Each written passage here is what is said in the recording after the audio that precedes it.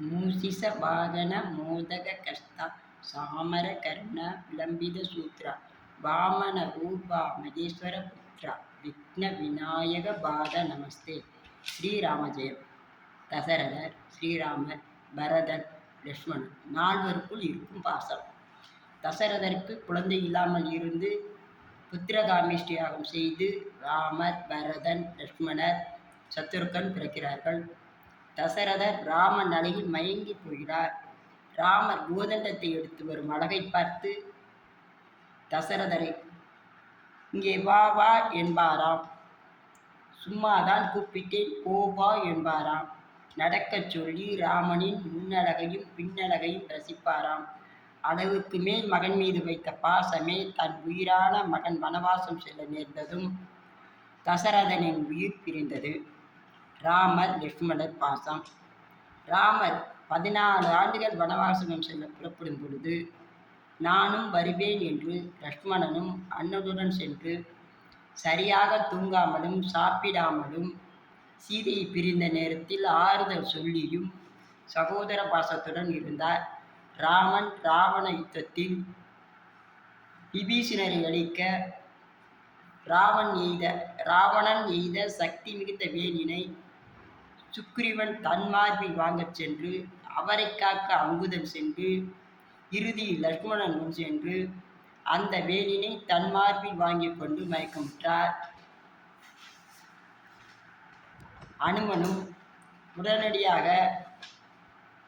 மருந்து மலையை கொண்டு வந்து லக்ஷ்மணனை உயிர்ப்பித்தார். அப்போது தசரதரை பார்ப்பது போல் இருக்கிறது என்றாராம் ராமர். ராமர், பரதன் பாசம்.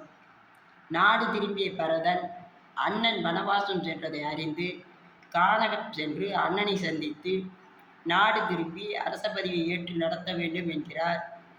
ராமரோ, நான் வனவாசம் வந்தது அரசரான தந்தையின் ஆணை, நான் அதை மீற முடியாது. பரதா, எனக்கு மட்டுமல்ல உனக்கும் தான் கட்டளையிட்டிருக்கிறார். இருவருமே நம் தந்தை சொல்லை கேட்டு நடக்க வேண்டும். ஆகவே நான் நாடு திரும்பும் வரை நீ அரசாள்வாய் என்றார் ராமர்.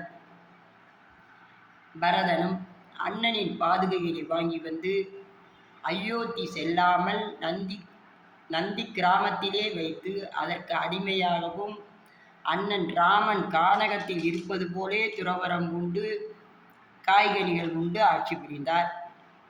14 ஆண்டுகள் முடியும் தருவாயில் அக்கினி பகவான் அருகில் பரதன் அக்கினியில் இறங்குவதற்காக வலம் வருகிறார்.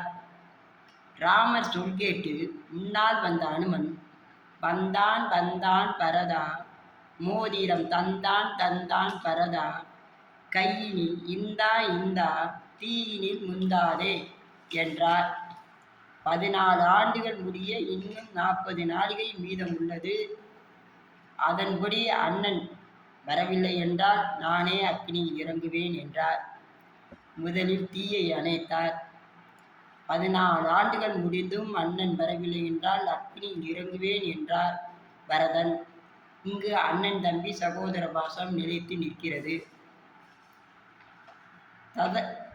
தசரதர் கொடுத்த வரத்தால் கையேகி சொல் கேட்டு ராமர் வனவாசம் செல்ல புறப்பட்டதை பார்த்து தம்பிகள் கோபப்பட்டாலும் ராமர் அவர்களுக்கு புரிய வைத்து தந்தை சொல் கேட்டு ராமர் வனத்திலும் பரதன் நந்தி கிராமத்திலும் 14 ஆண்டுகள் இருந்தனர்.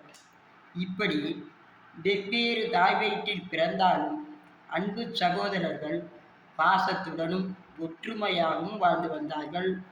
நாமும் இந்த சகோதர பாசம் வீட்டிலும் மட்டுமல்லாமல் நாட்டிலும் இருக்க வேண்டும் என்று ஸ்ரீராமபிரானை வேண்டுவோம். நன்மையும் செல்வமும் நாடும் நல்குமே, திண்மையும் பாவமும் சிதைந்து தேயுமே, சென்மமும் மரணமும் இன்றி தீருமே, இம்மையே ராமா எனும் 2 எழுத்தினால். நன்றி, வணக்கம்.